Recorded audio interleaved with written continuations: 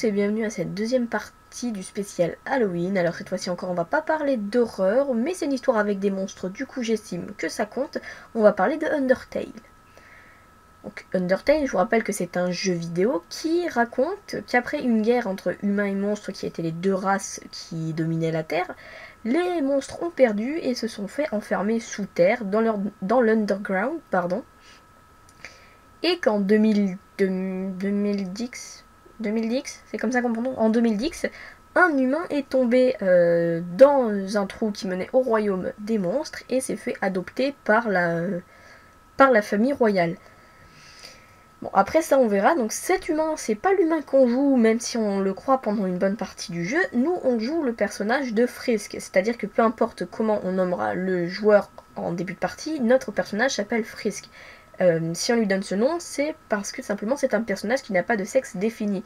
On ne sait pas si c'est une fille ou un garçon, et Frisk, c'est ni fille ni garçon, du coup ça passe. Et d'ailleurs on ne sait pas non plus quel âge il a, on estime qu'il a entre 5 et 13 ans. Enfin je veux pas dire, mais s'il a 13 ans, c'est que tous les monstres sont très très grands. Ou alors que c'est un nain, je ne sais pas, vu la proportion, mais... Donc avec Frisk, on a le choix de 3 routes quand on tombe à notre tour dans le... Quand on tombe, ça on n'est même pas sûr. Quand on tombe à notre tour dans le royaume des monstres, donc on peut faire la route pacifiste, qui est la plus compliquée, et à la toute fin on se retrouve avec un boss qui s'appelle Azriel, qui a l'air possible à battre, mais bon, quand même sympa. On a la route neutre, où on peut tuer quelques personnes, contrairement à la route pacifiste où on peut tuer personne. On peut tuer quelques gens dans la route neutre, notamment celui qu'on croit être le boss de fin pendant un moment, jusqu'à ce qu'on affronte Flowey, ou Flowey plutôt, qui est, comment dire ça avec tact, une grosse connasse. Oui, un gros connard, c'est ça. On parlera après. Et dans la route génocide, alors elle est très sympa, c'est celle que la plupart des joueurs, malheureusement j'ai pas pu tester le jeu moi-même, c'est celle que la plupart des joueurs prennent, c'est la route où tu tues tout le monde sur ton passage sans aucune exception, et à la fin tu crois affronter l'ennemi le plus puissant du jeu, Sense, alors qu'en réalité il te reste un combat contre Kara. Kara pour Character, le personnage que tu as créé au début, le nom que tu as donné. Genre je sais pas si tu l'appelles Jean, t'affronteras un mec qui s'appelle Jean, tu vois. Kara non plus, on connaît pas son sexe. Donc les personnages après, parce que l'histoire c'est à peu près ça, hein, tu peux essayer de faire ami-ami ou essayer de tuer tout le monde. L'un dans l'autre, il vaut mieux essayer de faire ami-ami parce qu'il n'y a pas d'ennemis dans ce jeu, en fait. Il n'y a pas vraiment de méchants. Le seul ennemi, en fait, c'est ton personnage. Les monstres sont très très sympathiques, hein, ce qui fait que finalement, quand tu passes en mode génocide, le méchant c'est toi. En fait, c'est toi le gros enculé. Voilà, maintenant estime-toi heureux de ta vie. Donc Frisk, le personnage qu'on joue, est un personnage finalement qui n'a que pour profondeur celle qu'on veut bien lui donner, hein, vu que c'est Kara qui nous guide. Oui, c'est Kara qui nous guide en faisant des petites blagues en tant que narrateur, vu qu'elle connaît certaines choses. Donc Kara est dans notre tête, parce qu'il est possible que Frisk soit sa réincarnation, donc ça passe. Elle a... Non, comme je dis il, hein, mais Frisk n'a pas beaucoup de personnalité dépendant des choix qu'on veut bien faire. Par exemple, il y a premier combat vrai entre guillemets du jeu contre Toriel, dont on parlera plus tard. Tu peux soit la tuer, ce qui nous fait partir soit sur une neutre, soit sur une génocide, soit ne pas la tuer et l'épargner. Et c'est là ce que je veux dire, c'est que soit tu peux être hyper gentil et tout, même si tout le monde essaye de te tuer, soit tu peux jouer leur rôle et essayer de tous les buter. Et ça c'est la philosophie du deuxième personnage dont on va parler, le premier qu'on rencontre en tant que monstre, c'est Flowey. Alors Flowey, c'est une petite fleur jaune, comme ça quand tu la vois, tu fais « Oh, c'est mignon !» Et puis finalement, au bout de 5 secondes qu'elle t'ait parlé, elle se transforme en ce truc. Et là, d'un seul coup, elle est moins mignonne, Flowey. Et donc on peut remercier Toriel de nous en avoir débarrassé au début du jeu seulement. Donc Flowey, en fait, il s'avère que c'est un mélange entre... en fait, même pas, c'est pas vraiment un mélange, mais en gros, c'est l'âme, même pas le cœur, les souvenirs, je sais pas trop, d'Azriel, le prince des monstres, qui est mort très très petit, le fils de Toriel et donc de son mari Asgore, qui est réincarné en cette petite fleur à la con, qui n'a plus aucun sentiment, et qui, finalement, essaye un peu de te tuer tout au long du jeu, parce qu'il a plus ou moins les mêmes pouvoirs que toi, c'est-à-dire que Flowey est conscient quand tu fais un retour en arrière, par exemple, quand tu redémarres le jeu parce que tu voulais pas tuer Toriel au premier, il est conscient de ça. Et il se fout de ta gueule. Flowey peut aussi corrompre tes sauvegardes, il peut sauvegarder, il peut reculer dans le temps. En fait, il peut faire exactement tout ce que toi tu fais, parce qu'il aurait pris un petit peu aussi de Kara, qui est mort aussi, Kara est morte. Kara est mort aussi quand il était jeune, il avait le même âge qu'Azriel, et ils sont morts presque en même temps. Du coup, comme c'est un peu un mélange des deux, Flowey, eh ben, il a le même pouvoir que toi en tant que joueur. Le deuxième personnage qu'on rencontre, c'est donc Toriel, hein, qui nous emmène dans sa maison et qui fait un peu office de maman. Alors après, ça dépend comment est-ce que tu veux te comporter avec elle, mais en gros, c'est un peu ta maman. C'est-à-dire qu'elle te cuisine des tartes, tout, elle te laisse dormir dans sa maison. Elle essaye de te protéger pour pas que tu ailles dans le royaume des monstres parce qu'elle est persuadée que Asgore va te tuer. Effectivement, c'est ce que veut Asgore, mais ça, on y reviendra après. Donc Toriel a l'air d'être quelqu'un de très sympathique, même si, bon, on la voit au début, pendant le tutoriel, justement. Lol, blague de merde. On la voit juste au début, et après, elle est assez absente, c'est-à-dire qu'une fois que soit tu l'as tuée, soit elle te laisse partir parce qu'elle est très gentille, on la revoit plus, hein. Elle ferme la porte derrière elle, et elle va revenir que si t'es en pacifiste au dernier niveau. C'est galère. Ensuite, on rencontre... Alors ça, c'est un personnage qui est très très drôle. C'est un peu le personnage pas central, mais le visage que tout le monde donne à Undertale. C'est Sens, le squeletton. Enfin, squeletton, le squelette. Squeletton, c'est ce qu'il était avant. Qui fait des blagues franchement pourries, hein, on peut le dire, qu'il fait des blagues pourries. C'est des petits jeux de mots qui sont intraduisibles en français, vu que c'est des jeux de mots avec les os. Et os en anglais c'est bones, du coup c'est impossible à traduire.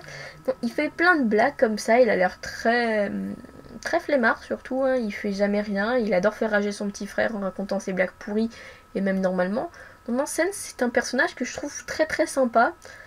Je veux dire, même en lui, je veux dire, tu regardes sa tête, il brise un peu le quatrième mur, c'est-à-dire que des fois quand il fait des blagues de merde, il se retourne vers toi, vers l'écran, c'est-à-dire que tu regardes, il te fait un clin d'œil.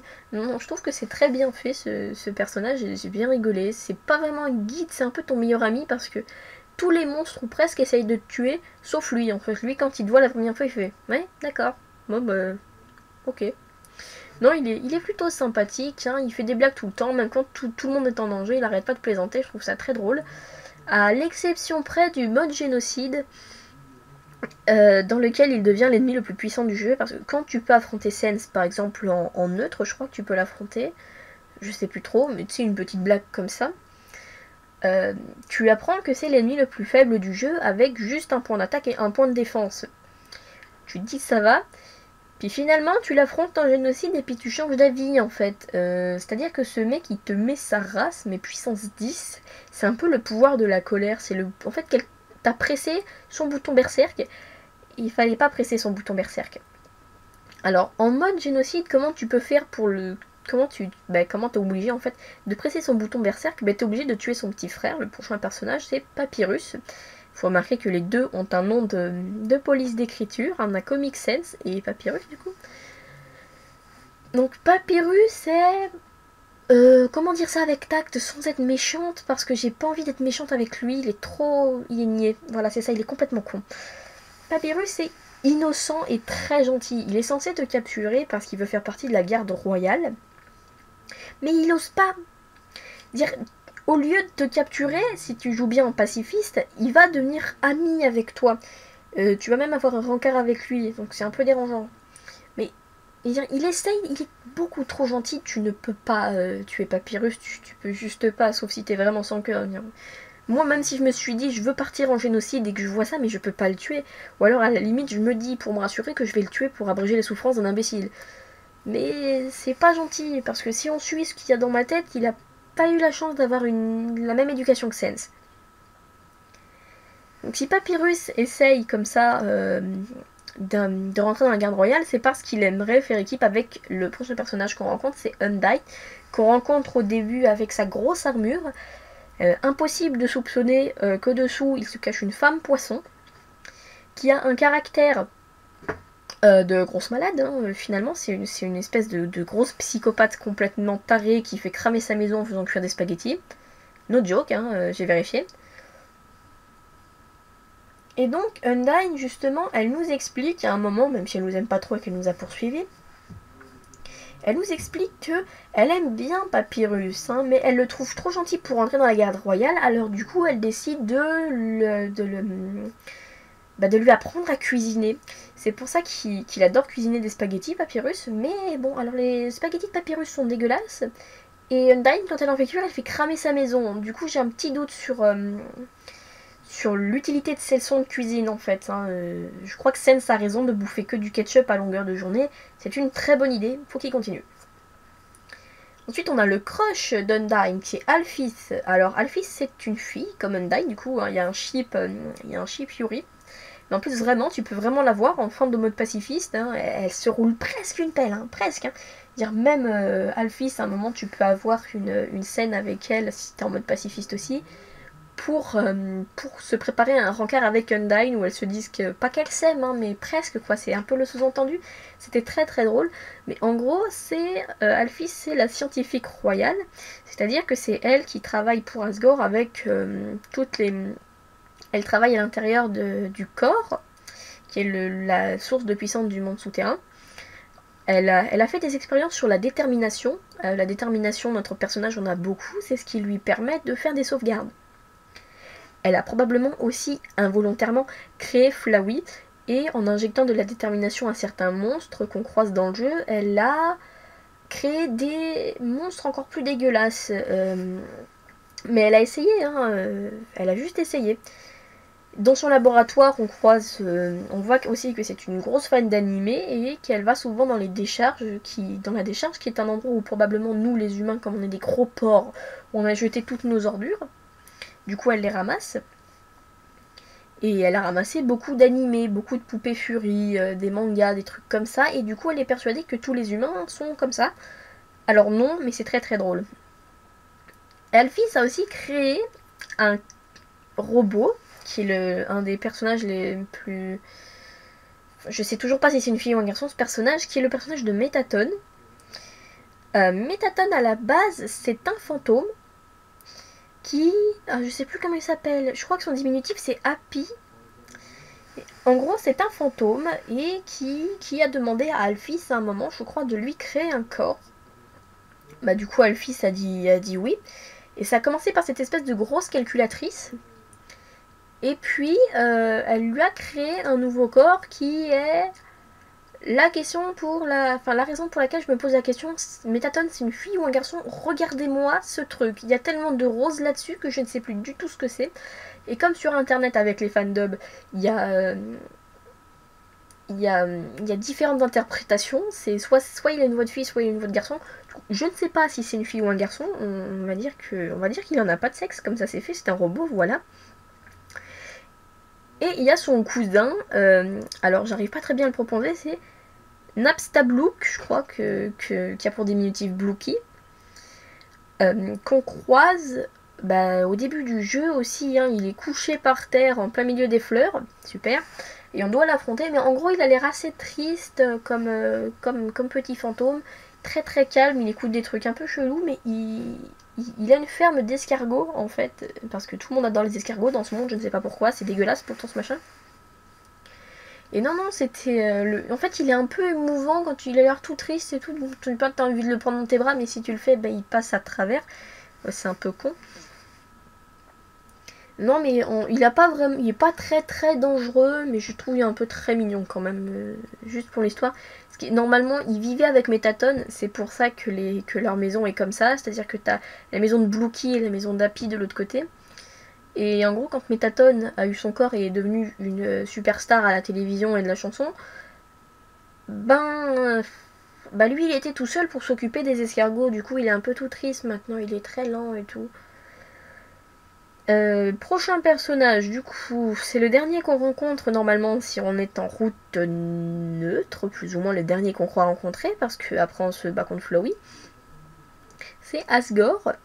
Donc Asgore c'est le roi du monde souterrain, c'est l'ancien mari parce que Toriel s'est barré de Toriel justement, et le père d'Azriel et le père adoptif donc de Kara, qui est là pour essayer de briser la barrière avec déjà...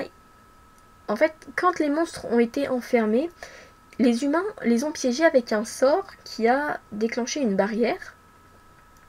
Et cette barrière n'est brisable par les monstres que s'ils ont... Enfin, un monstre ne peut passer là-bas que s'il a une âme humaine. Sauf que comme Asgore veut briser la barrière pour tout son peuple, eh ben, il a déjà 6 âmes humaines et il lui en faut une 7e pour passer. Et la 7e, manque de peau, c'est la nôtre. Génial, merci. Du coup, Asgore essaye de nous tuer, même s'il n'en a pas vraiment très envie, pour briser la barrière et pour aller venger son fils. Parce que quand Azriel est mort, c'était à cause des humains. En gros, Kara a mangé des boutons d'or, les fleurs, suite à une erreur qu'elle avait faite en faisant une tarte, qu'il avait fait en faisant une tarte pour Asgore. Il en a mangé trop et il voulait mourir à son village, de là où il venait. Sauf que en fait tout ça c'était un piège pour Azriel, et c'est-à-dire que son âme a pris le contrôle du corps d'Azriel et est allée chez les humains et il en a tué 6. Ça fait les 6 premières âmes. Sauf que quand Azriel a repris le contrôle de son corps, les hommes ont cru que c'était lui qui avait tué tout le monde. Du coup, ils ont tué Azriel aussi. Et Azriel est rentré dans la salle du trône de son père et est mort là. Ses cendres se sont réparties. Ensuite, il y avait des pollens de fleurs dorées qu'il y avait sur lui. Alphys, plus l'expérience d'Alphys, ça a donné Flowey. En gros, Flowey après s'est barré, hein, et Toriel a pris le corps de Kara et allait l'enterrer dans les ruines près de son village.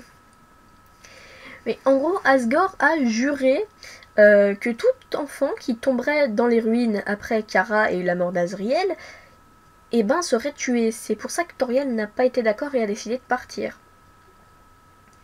Donc ça, c'est le dernier qu'on rencontre. Il a l'air franchement assez triste, hein, mais tu ne peux l'affronter qu'en mode génocide, c'est normal, et neutre, parce qu'en mode pacifique, t'as Toriel qui arrive et qui lui fout une rouste à ta place. Du coup, on garde, hein.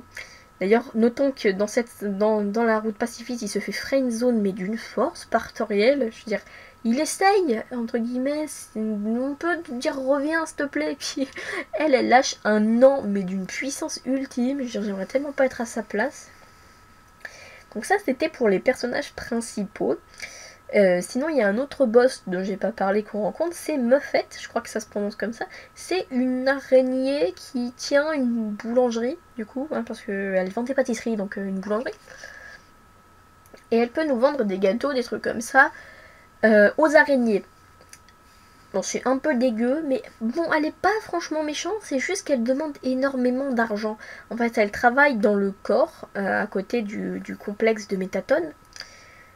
Donc, ouais, en fait, je veux dire, elle est un peu obsédée par l'argent, parce qu'à mon avis, les gens qui vont là-bas doivent être riches, hein, parce qu'il n'y a qu'à voir l'hôtel, ça coûte putain de cher. Et Métatone sous-exploite ses employés, comme ce pauvre homme chat qui a l'air de souffrir à mort, et je crois qu'il faudrait l'achever. Un autre tenancier qu'il y a à Snowdin, cette fois-ci, la ville où vivent Sans et Papyrus, c'est Grillby, qui tient Grillby's. C'est un bar dans lequel Sans va de temps en temps pour bouffer ou pour boire du ketchup. Oui, parce que Sans boit du ketchup, je vous emmerde.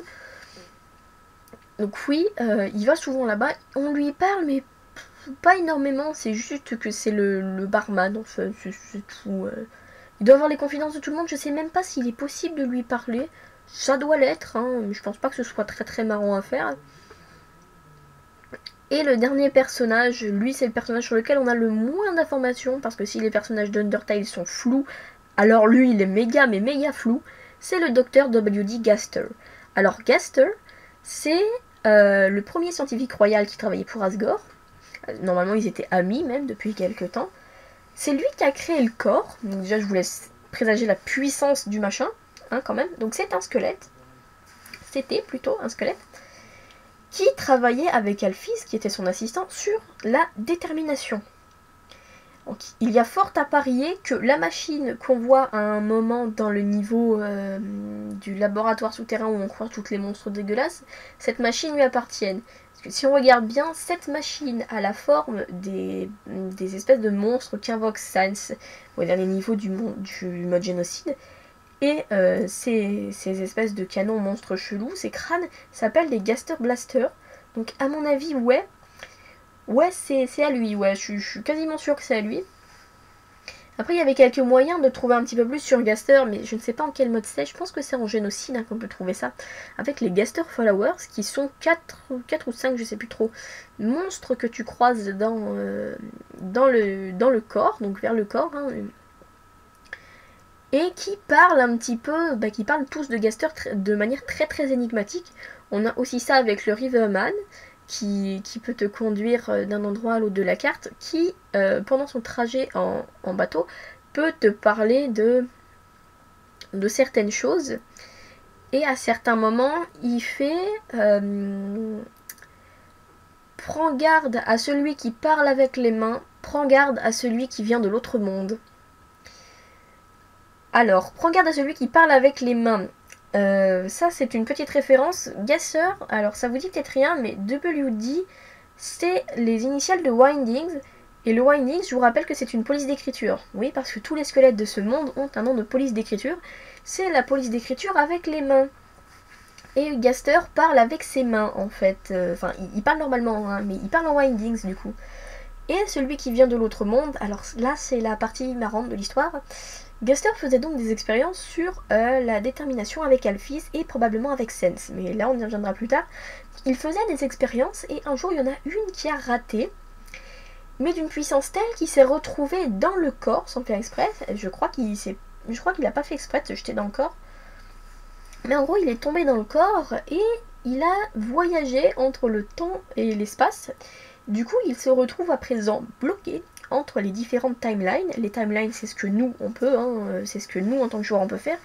C'est-à-dire que lui, il voit nos trois routes, en fait. Il voit la pacifiste, il voit la neutre, et la neutre, il doit la voir en plein de fois, vu qu'il peut voir toutes les personnes qu'on a tuées.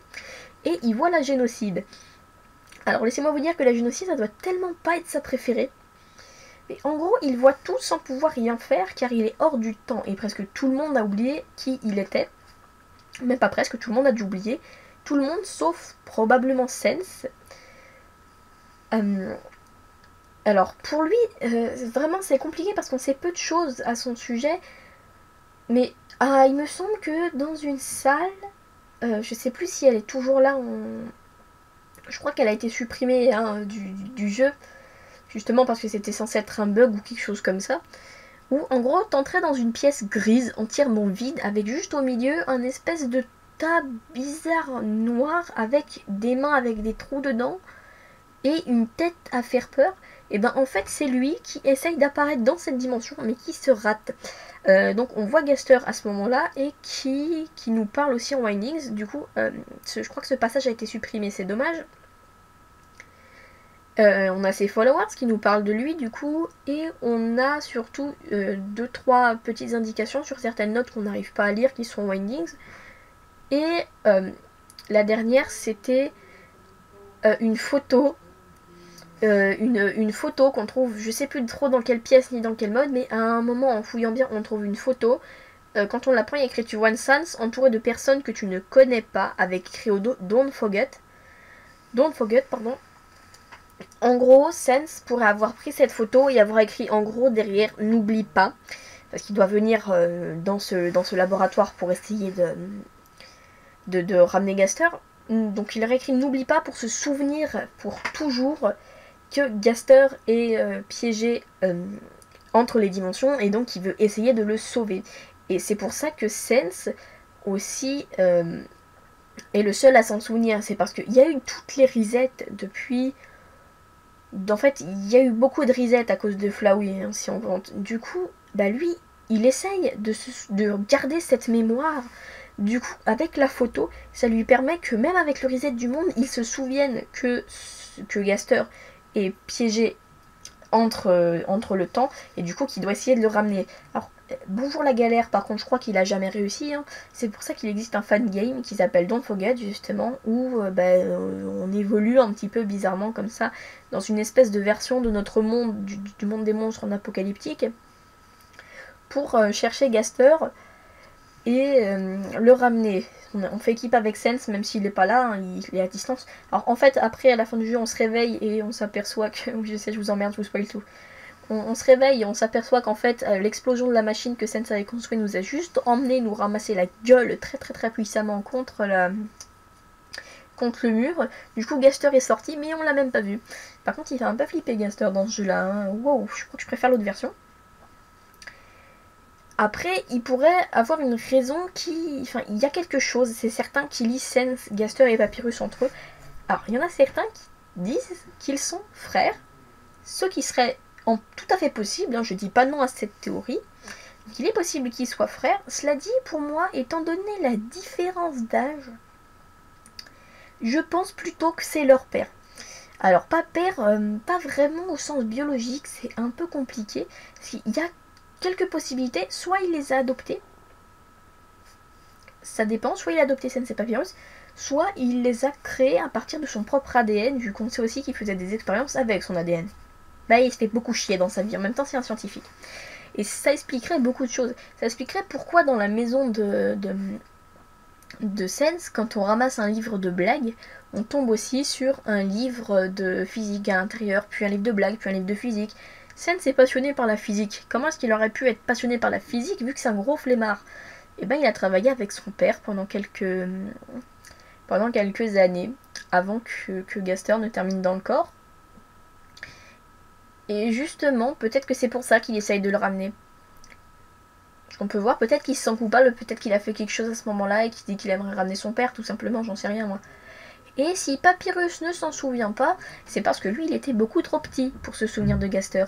En fait, Gaster a soit disparu quand il était bébé, soit disparu quand il avait genre 4-5 ans. Et à 4-5 ans, toi, en tant qu'humain, t'as pas beaucoup de souvenirs. Alors imagine que la timeline ait été reset. Ah, c'est sûr que tu t'en souviens pas. Donc il a oublié qui était leur père, mais Sens lui s'en souvient et essaye de tout faire pour le sortir du vide, hein, vu que ça s'appelle comme ça vraiment. Dans le jeu, il est écrit nulle part qu'il a réussi à le faire. Dans le fangame, il a réussi, mais comme il appelle G, je pense pas que ce soit un fangame qui prenne ça en compte. Parce que ça peut juste aussi être son assistant. Non, mais je trouve que le fait que ce soit leur père assez mignon aussi. Le fait que Sens n'en parle pas peut peut-être dire aussi qu'il veut protéger un peu les autres de cette expérience qui a foiré. Je sais pas trop, mais peut-être qu'il veut faire ça. Donc, non, moi j'aime beaucoup cette théorie de la famille Skeleton. Je trouve ça mignon en même temps. Puis si Sens y arrivait aussi, ce serait mignon aussi. Il faut dire que je pense que Gaster à ce niveau-là a à peu près les mêmes pouvoirs que Flowey. C'est-à-dire qu'il pourrait reset la timeline et puis faire un peu ce qu'il veut. Ça, ce serait très très cool. J'aimerais qu'il puisse le faire, franchement. Mais après, il paraît que Sens serait aussi conscient que son père est toujours quelque part et qu'il continuerait à lui parler. Par exemple, à lui faire des blagues pourries. Parce qu'il paraît que Gaster a le même humour que Sens. Oh putain, Papyrus, il a dû avoir une enfance de merde pour si peu qu'il s'en souvienne pas. Je crois que je suis contente. Hein.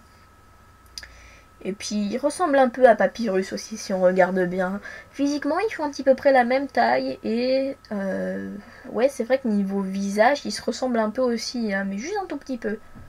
Oui, donc non, c'est possible. Soit frère, soit père. Personnellement, je suis pour la théorie du paternel. Après, vous pensez ce que vous voulez. Donc Gaster, c'était mon personnage préféré d'Undertale, même si on ne le voit pas. Je trouve que juste l'histoire mystérieuse comme ça, c'est pas mal. Après, il y a Azriel aussi, qui a une histoire très très triste et que j'ai beaucoup aimé. Juste pour son demi-frère qui fait n'importe quoi. Le personnage que j'ai le moins aimé, c'est Flowey. Alors, je sais que Flowey et Azriel, c'est pas la même personne, mais Flowey, je peux juste pas le blairer. Maintenant, je ne peux plus blairer aucune fleur jaune, d'ailleurs. Parce que j'ai regardé le jeu, j'ai fait « Ouh, une fleur, c'est trop mignon !» Puis direct après, j'ai vu ça, je déteste les fleurs maintenant, je vois cette connerie dans mes cauchemars, en particulier Omega Flowey. Alors lui, ah mais sale merde. Donc, et vous, est-ce que vous avez déjà joué à Undertale? Si oui, quelle route est-ce que vous avez pris? Moi, malheureusement, j'ai pas pu le faire. Est-ce que vous avez aimé le jeu? Est-ce que vous aimeriez juste y jouer même si vous ne pouvez pas? Et quel a été votre personnage préféré si vous y avez joué? Vous nous répondez en commentaire et vous n'oubliez pas de lâcher le petit pouce bleu qui fait plaisir. Et sur ce, je vous souhaite une bonne fin de soirée. Salut à tous!